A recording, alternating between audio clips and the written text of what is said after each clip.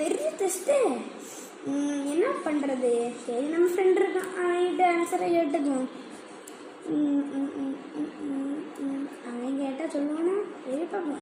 என்னடா ஆன்சர் வேணுமா?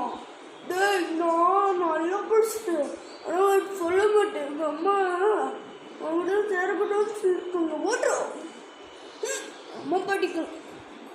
தர மாட்டியா? ஆன்சரை காணிக்க மாட்டேன், நம்மளே படிப்போம். ஓகே,